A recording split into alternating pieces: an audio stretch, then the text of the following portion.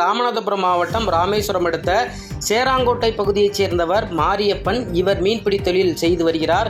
மாரியப்பனுக்கு 2 மகள்கள் உள்ள நிலையில் மூத்த மகள் சாலினி ராமேஸ்வரம் பெண்கள் அரசு மேல்நிலைப் பள்ளியில் 12ஆம் வகுப்பு படித்து வருகிறார் வெம்பரசி. இந்த நிலையில் அதே பகுதியைச் சேர்ந்த 21 வயதுடைய முனியராஜ் என்ற இளைஞர் சாலினியை கடந்த சில நாட்களாக காதலிக்குமாறு வற்புறுத்தி வந்த நிலையில் சாலினி இது குறித்து அவரது தந்தை மாரியப்பனிடம் கூறியுள்ளார். இதனை அடுத்து முனியராஜின் வீட்டிற்கு சென்ற சாலினியின் தந்தை மாரியப்பன் முனியராஜை கண்டித்துள்ளார். இந்த நிலையில் இன்று காலை சாலினி பள்ளிக்கு சென்று கொண்டிருந்த போது முனியராஜ் வழிமறைத்து காதலிக்குமாறு வற்புறுத்தியுள்ளார் வெம்பரசி.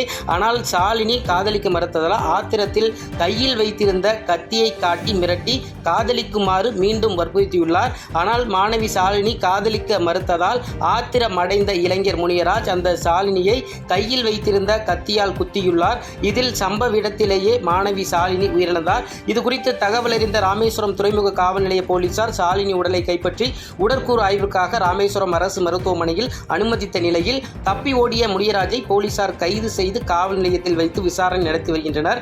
காதலிக்க மறுத்ததால் கத்தியால் குத்தி 12ஆம் வகுப்பு மாணவி கொலை செய்த நிகழ்வு ராமேஸ்வரம் பகுதியில் பெரும் பரபரப்பை ஏற்படுத்தியுள்ளது.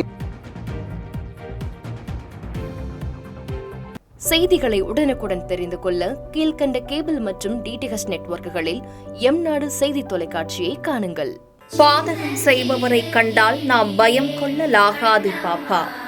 மோதி மிதித்துவிடு பாப்பா, அவர் முகத்தில் உமிழ்ந்துவிடு பாப்பா. அண்மை செய்திகளை உடனுக்குடன் தெரிந்து கொள்ள இணைந்திருங்கள் எம்நாடு தொலைக்காட்சியுடன்.